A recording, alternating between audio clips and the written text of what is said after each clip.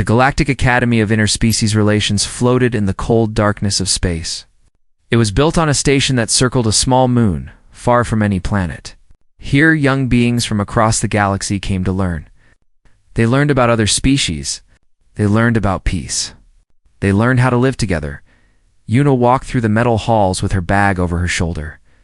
She was 22 years old, with black hair tied back and a calm face that often smiled. She came from Earth, a planet that most aliens called a Deathworld. Category 12, to be exact.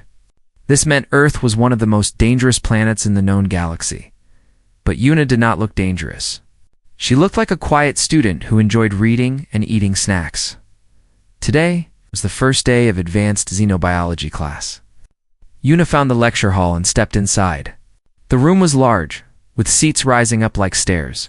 Students of all shapes and sizes filled the chairs. Some were made of crystal, their bodies catching the light. Some floated like clouds of colored gas. Some had hard shells and many legs. Some had tentacles. Some had no faces at all. Yuna walked down the aisle and found an empty seat near the middle. She sat down and placed her bag on her lap. The students around her shifted slightly. They always did. Humans made other species nervous. The instructor entered the room. His name was Velix, and he belonged to a species called the Morvathi. He had 6 limbs and blue-gray skin. His eyes were large and wet, and they blinked too often. When he saw Yuna, he paused for just a moment before looking away. "Welcome to Advanced Xenobiology," Velix said. His voice was thin and careful. "This semester, we will study the biology and behavior of various species. You will learn to understand beings very different from yourselves." He tapped a device on his desk, and a screen lit up behind him. "Before we begin, I must announce that we have a late transfer student joining us today," the class murmured. Late transfers were unusual. "The student comes from planet Kethros 9, Velix continued. The murmuring stopped. The silence was sudden and complete. Yuna noticed that several students had gone very still. A crystal being next to her began to vibrate softly, which she had learned was a sign of fear. "Shh. Kethros 9 is classified as a Deathworld Category 15, Velix said. His voice had become even thinner. "One of only 3 planets with a rating higher than Earth." Yuna raised her eyebrows slightly. She had not known there were planets more dangerous than her home. "The student is a Kathrani," Velix finished. Now the fear in the room was impossible to ignore. Students whispered to each other in dozens of languages. Some looked toward the doors. A small insectoid being actually stood up and moved to a seat at the very back of the room. Yuna stayed where she was. She was curious. The doors opened. The creature that entered was enormous. It stood over 7 feet tall. Its body was covered in scales that looked like dark metal. It had 4 arms, each one ending in claws that curved like knives. Its head was broad and flat, with 4 eyes that glowed amber in the artificial light. When it breathed, Yuna could hear a low rumble like an engine running deep inside its chest. This was a Kathrani, an apex predator from one of the deadliest worlds ever discovered. The Kathrani stood in the doorway and looked at the class. Its 4 eyes moved slowly across the room. Students pressed themselves back into their seats. Some made small sounds of distress. Yuna watched with interest. She had read about the Kathrani, but had never seen one. They were impressive creatures. The Kathrani began to walk down the aisle. Its steps were heavy, but controlled. Each movement was precise, the way a hunter moves when it knows it has no enemies to fear. Students scrambled out of the way. Seats emptied as beings fled to other rows. The Kathrani did not seem to notice or care. Then it stopped. It had reached the middle section. There was 1 empty seat left in the area, right next to Yuna. Every other student had moved away. Yuna looked up at the massive creature standing beside her. Its 4 amber eyes looked down at her. She smiled. "Is this seat taken?" she asked, gesturing to the empty chair. The Kathrani did not answer. It simply continued to stare at her. Yuna noticed that its nostrils flared slightly, as if it was taking in her scent. Then, slowly, the Kathrani sat down. The chair creaked under its weight. Its armored shoulder was just inches from Yuna's. She could feel the heat coming off its body, like standing near a fire. The entire class was watching. No one moved. No one spoke. Even Instructor Velix seemed frozen at his desk. Yuna reached into her bag and pulled out a small container.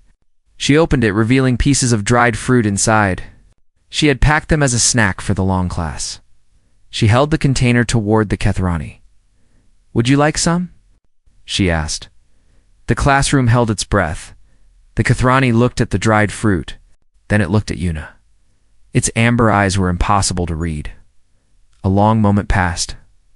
Then, very slowly, one of its forearms reached out. The claws that could tear through metal gently picked up a single piece of dried fruit. The Kethrani brought it to its mouth and ate it. Yuna smiled again. "I'm Yuna," she said. "Nice to meet you."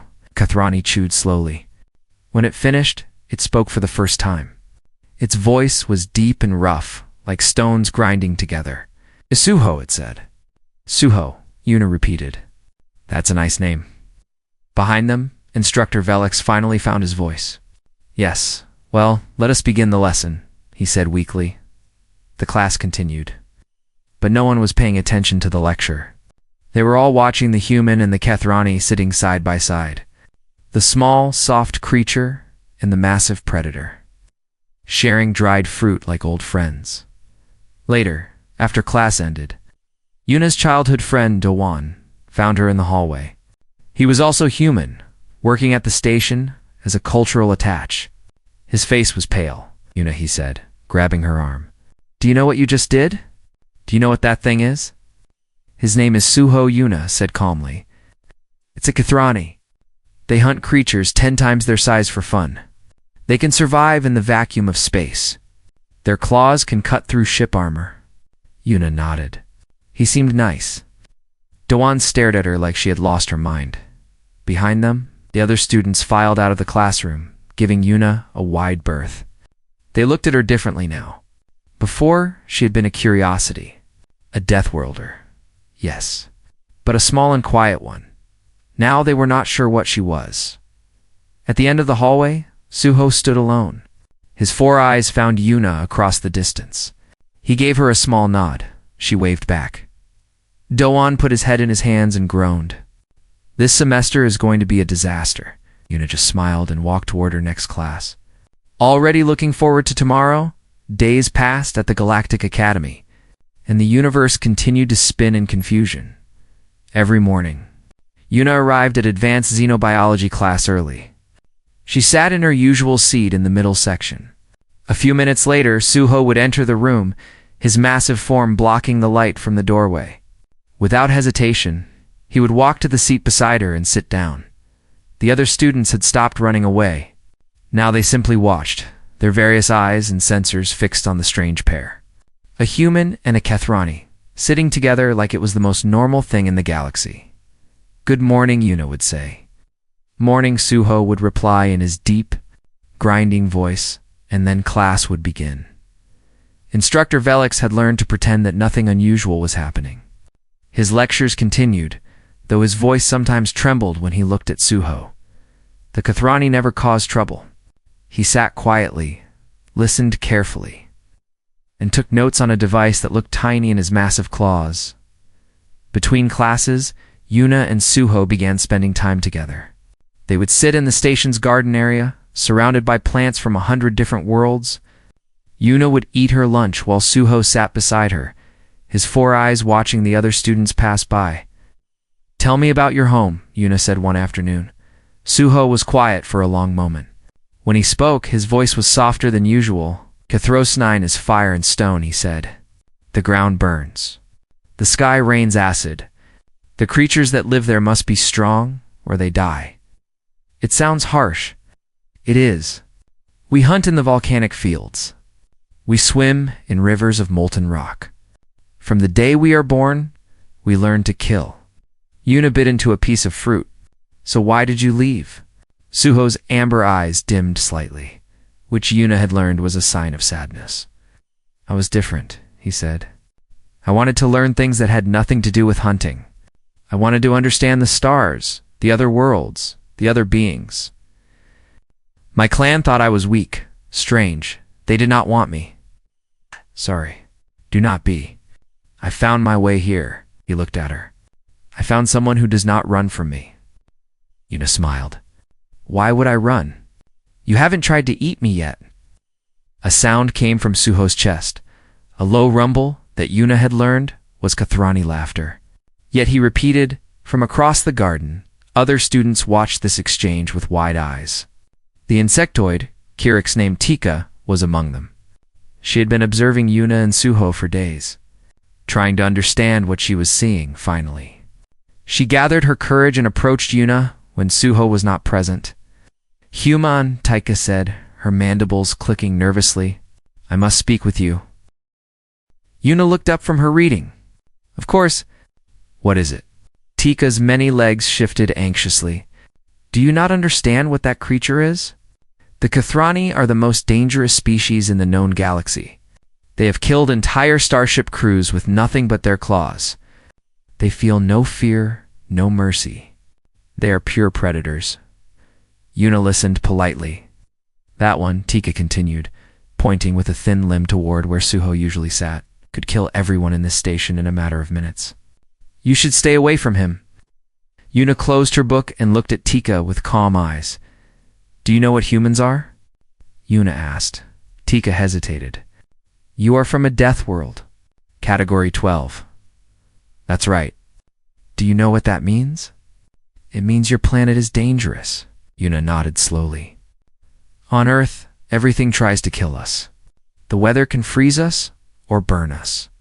The water can drown us or poison us. The animals have teeth and claws and venom. Even our plants can be deadly. Tika's legs stopped moving. But we survived, Yuna continued. We did not just survive. We became the apex predators of our world. We hunted every creature that threatened us. We conquered our planet. We even started to conquer ourselves. She leaned forward slightly. I could kill everyone in this room too, Tika, if I really wanted to. Humans are very good at killing. We have been doing it for thousands of years. Tika took a step backward, her compound eyes wide with fear. But I don't want to, Yuna said, her voice gentle again.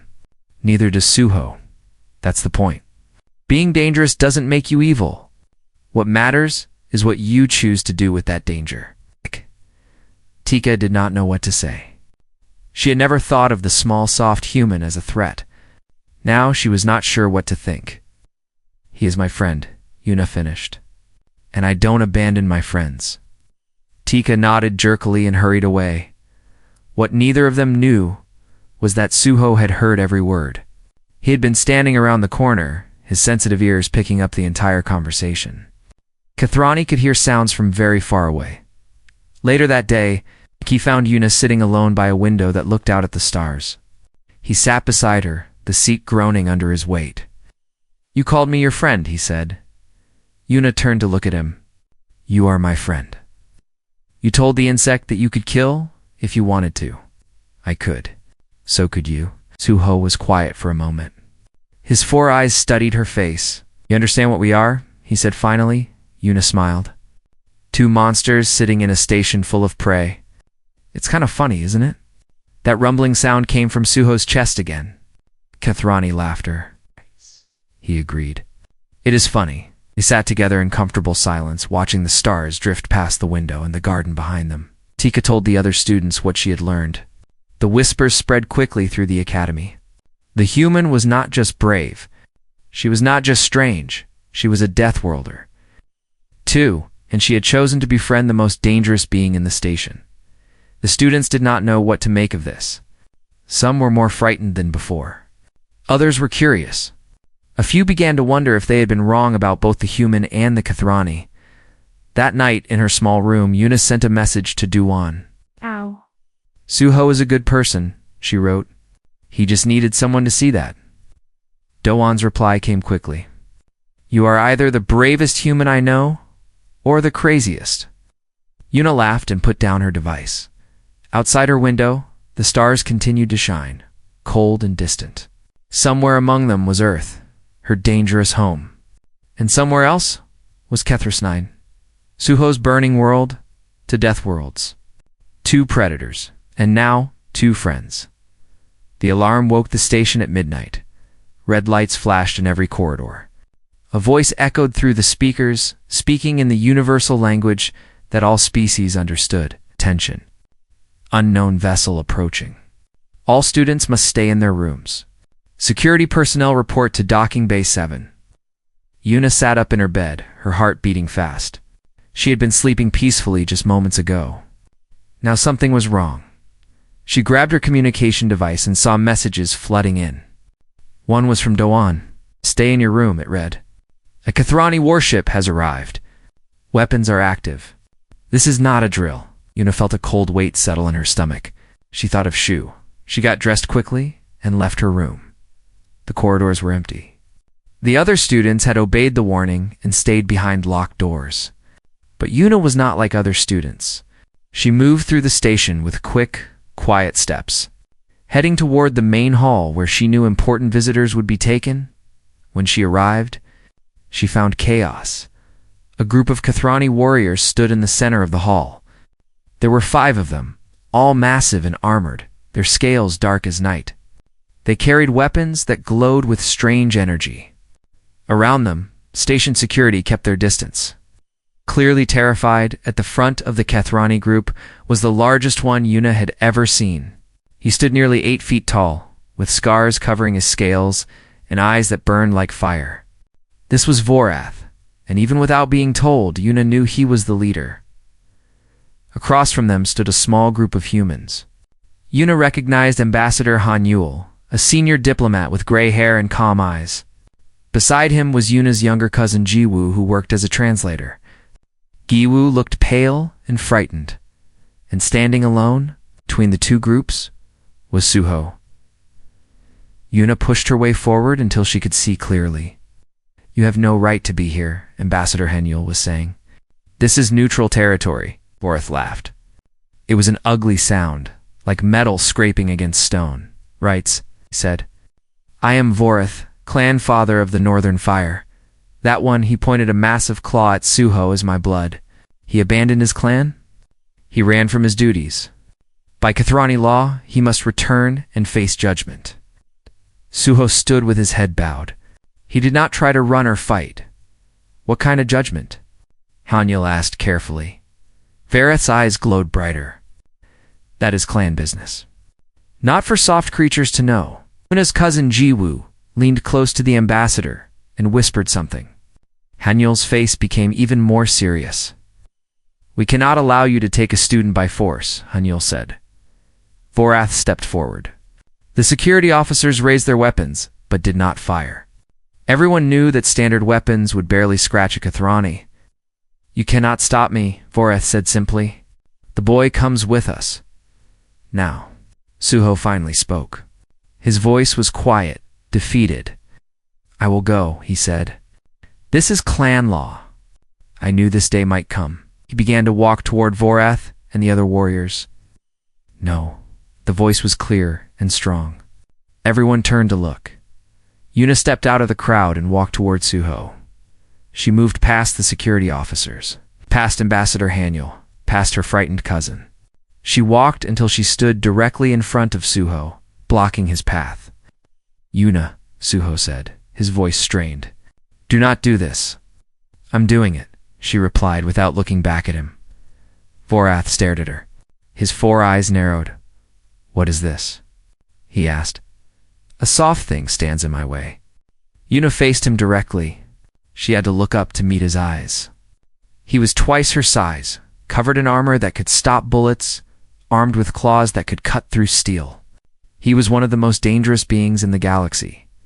She did not step back. "Wiso is my friend," she said. "He's not going anywhere." Vorath was silent for a moment. Then he laughed again, louder this time. "Friend. A Kathrani does not have friends. We have clan. We have pack. We have prey." He leaned down toward her, his burning eyes filling her vision. "And you, little thing, look like prey to me." Yuna did not blink. "I'm from Earth," she said quietly. The laughter stopped. Vorath straightened slowly. Behind him, the other Kathrani warriors shifted uneasily. You know what Earth is, don't you? Una continued. Deathworld Category 12. A planet where everything kills. Where the dominant species hunted every predator to extinction and then started hunting each other. She took a step forward. Voreth, for the first time, did not advance. We don't look dangerous, Una said. We're small. We're soft. We don't have claws or scales or armor, but we survived our world anyway. Do you know how? Voreth did not answer. We don't give up, Una said. Ever. We keep fighting until we win, or until we're dead. And even then, sometimes we keep fighting. She pointed at Suho behind her. That is my friend. My pack, if you want to use your words, and I will not let you take him. The hall was completely silent. No one moved. No one breathed. Voreth studied her for a long moment. His burning eyes moved across her face, her posture, her steady hands. He was a hunter. He knew how to read prey. But this creature was not prey. Something changed in Veroth's expression. The anger faded, replaced by something that looked almost like respect. A human claims pack bond with a Kathrani, he said slowly. The galaxy has truly gone mad. He turned to look at Suho. Is this true, boy? Does this soft creature speak for you? Suho's voice was rough with emotion. She is my friend, clanfather. The first I have ever had. Voreth was quiet for a long time. The warriors behind him waited, their hands on their weapons. Then Voreth laughed a third time. But this laugh was different. It was not cruel or mocking. It sounded almost warm. Fire in a small body, he said, looking at Una. Perhaps my son chose his exile well. He straightened to his full height and looked at his warriors. We will stay, he announced. There is something I wish to see. Ambassador Haniel stepped forward carefully. What do you mean? Verath's burning eyes found Una again. Among my people, a pack bond is sacred. But it must be proven. If this human truly claims bond with my son, she must prove it the Kathrani way. Una felt Suho's hand on her shoulder. His voice was urgent. Nuna, no? You do not know what he is asking. But she did not move. She met Voreth's gaze steadily. What do I have to do? She asked. Voreth smiled, showing rows of sharp teeth. Survive. The simulation chamber was deep in the station, a place most students never saw. It was used for advanced survival training, capable of creating environments from any known world. The walls could generate heat, cold, wind, and rain. The floor could become stone, sand, or water. Holographic creatures could be made so real that even experienced soldiers forgot they were not genuine. Una stood at the entrance, looking into the darkness beyond the door. The test is simple, Voreth explained. He stood nearby with his warriors, watching with interest. You and my son will enter. The chamber will create an environment from Kethris 9. You must survive together for one full cycle. 8 of your human hours. This is madness, Ambassador Haniel said. She's not prepared for this. The Kathrani environment will kill her, then she will die, Voreth said calmly. And the bond will be proven false. Suho grabbed Una's arm, his claws careful not to pierce her skin. You cannot do this. The simulation is calibrated for Kathrani's physiology. The heat alone could kill you. Una looked up at him. Her face was calm, but her eyes were determined. You're my friend. Suho, I'm not going to let them take you. I am not worth your life. That's not for you to decide.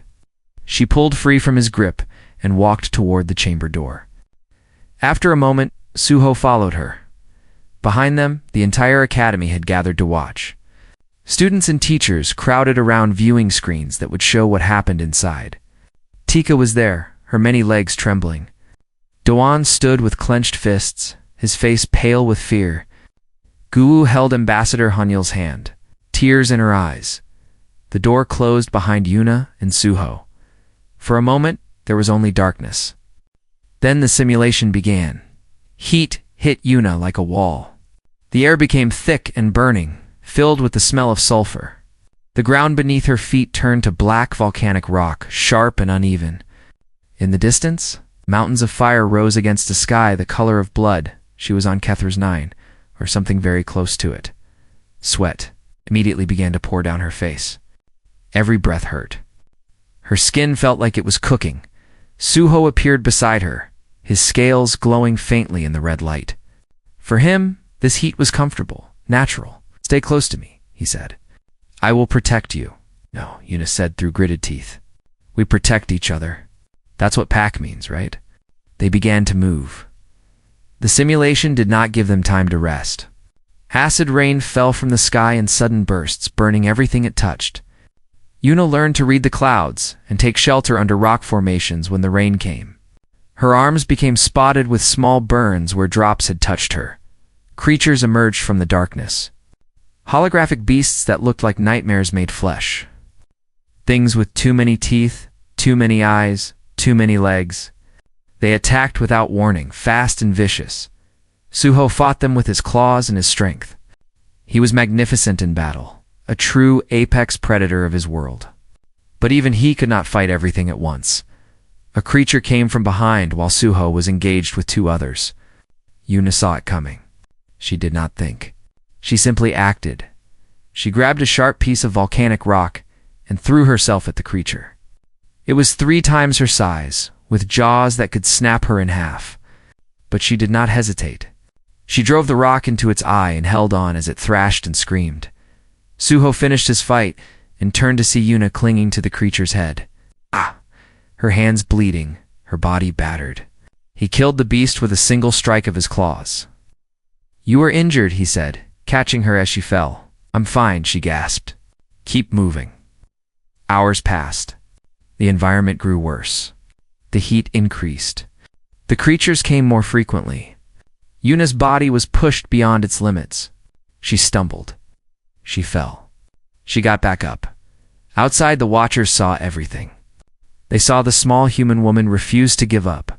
They saw her fight creatures that should have killed her instantly. They saw her take wounds that would have stopped anyone else. Tika watched with her compound eyes wide. "Why doesn't she stop?" she whispered. "She should be dead by now." Dewan's voice was rough. "Because she's human. We don't know how to stop." In the simulation, Suho carried Yuna across a river of lava, holding her above the deadly heat. Her skin was red and blistered. Her breathing was shallow. But she was still conscious. "Still fighting? Why?" Suho asked her. "Why do you do this for me?" Yuna looked up at him with exhausted eyes. "'Cause that's what friends do," she whispered. "We don't give up on each other." The final hour was the worst. A massive creature emerged from the ground, something that looked like a dragon made of stone and fire. It was the apex predator of Kethros 9, the creature that even Kethrani feared. Sho pushed Yuna behind him. "Stay back. This one is too dangerous." But Yuna did not stay back. When the creature knocked Suho down with a sweep of its tail, she ran forward. She picked up Suho's fallen weapon, a blade made for hands much larger than hers. She could barely lift it. She stood between Suho and the creature. "You want him?" she shouted, her voice cracking. "Come get him," the creature charged. Yuna did not run. She raised the blade and waited. At the last moment, Suho recovered. He grabbed Yuna and rolled them both out of the way, as the creature's jaws snapped shut on empty air. Together, they counterattacked. Suho struck at its legs while Yuna, impossibly, climbed onto its back and drove the blade into its neck. The creature fell. The simulation ended. The walls returned to normal. The heat faded. The red sky disappeared, replaced by the clean white ceiling of the chamber. Yuna collapsed to the floor, unable to move. Her body had given everything it had. Suho knelt beside her, his 4 eyes filled with an emotion he had never felt before. "You saved me," he said. "You stood against the flame beast for me." Yuna managed a weak smile. "Told you," she breathed. Pack the door opened. Medical teams rushed in. But before they could reach Yuna, another figure entered the chamber, Vorath. He walked past the medical teams, past Suho, and stopped in front of Yuna's broken body. For a long moment, he simply looked at her. Then slowly. The great Kethrani warlord knelt. In Kethrani culture, kneeling was the highest form of respect. It meant acknowledging someone as an equal. It was something Vorath had not done in 50 years. "You have the heart of a hunter," he said, his voice quiet. "In all my years, I've never seen anything like you." He looked at Suho. "My clan will not trouble you again. You have found your pack." He looked back at Yuna. "A worthy pack." He stood and walked out of the chamber, his warriors following behind him. Suho lifted Yuna gently in his arms. She was barely conscious, but she was alive. She had done the impossible. Outside, the watching crowd was silent. They had seen everything. They had seen a small human woman face the horrors of a Deathworld and refuse to break. Tika spoke first. Her voice filled with wonder. "She really did it. She survived." Doan nodded, tears running down his face. "That's what we do," he said. "We survive." And as Suho carried Yuna to the medical bay, every being in the academy understood something they had never understood before. Humans were not dangerous because of their size or strength or weapons. They were dangerous because they never, ever gave up. 3 weeks passed before Yuna returned to class. Her body healed slowly. The burns faded to scars, then to faint marks that would eventually disappear. The doctor said she was lucky to be alive. The damage from the simulation should have killed her 10 times over. But humans were stubborn. Their bodies refused to die as easily as they should.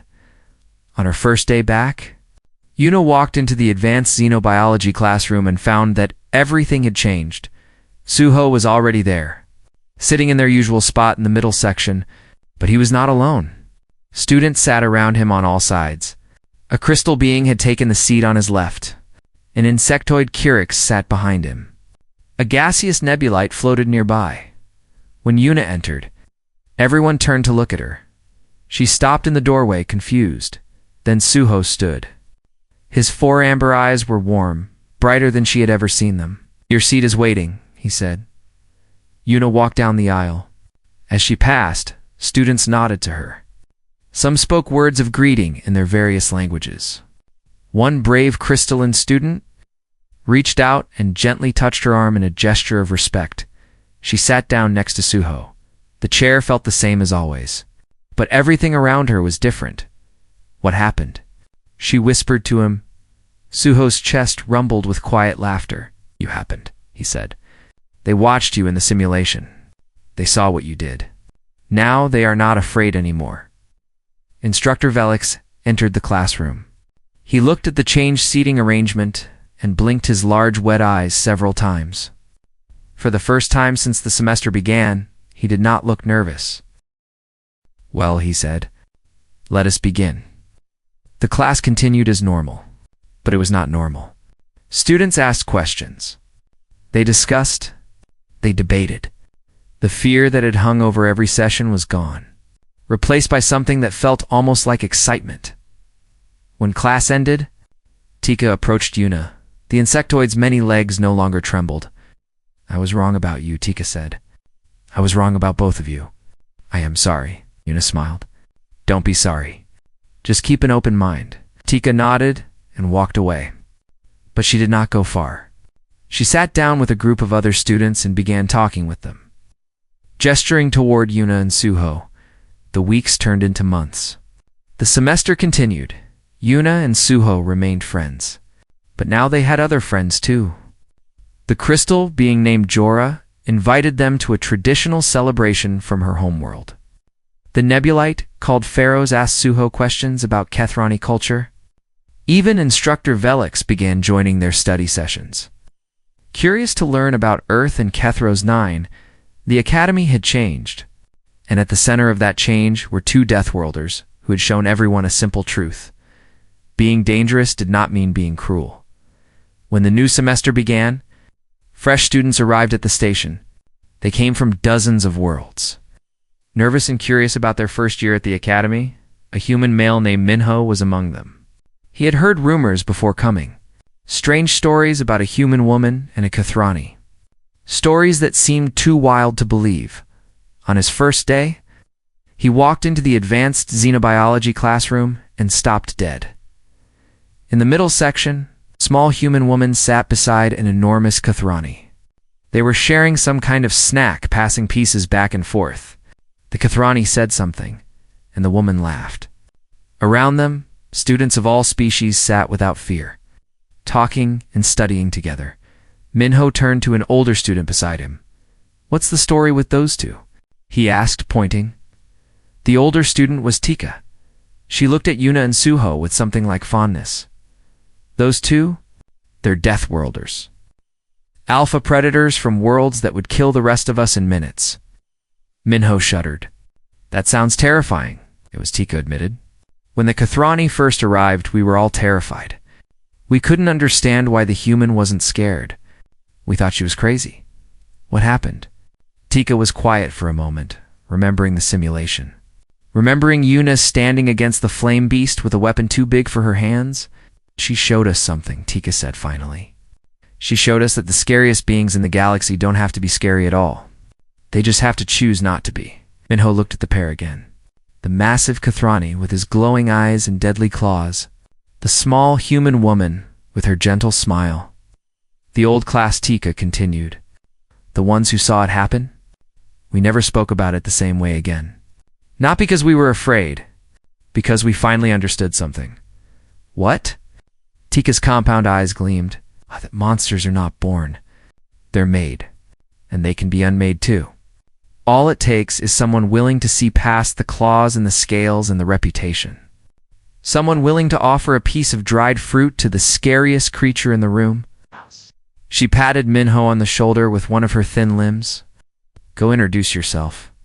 They're nice. Both of them." Minho hesitated. Then, slowly, he walked down the aisle, toward the strange pair. "Hi," he said nervously. "I'm Minho. I'm new." Yuna looked up and smiled. It was the same smile she had given Suho on their first day together. "Hi, Minho. I'm Yuna. This is Suho." Suho nodded, his amber eyes unreadable, but not unfriendly. "Would you like to sit with us?" Yuna asked. Minho looked at the empty seat beside them. His heart was beating fast. Every instinct told him to run from the massive predator, but he remembered what Tika had said. About choices. About monsters. "Sure," he said. He sat down. Yuna reached into her bag and pulled out a container of dried fruit.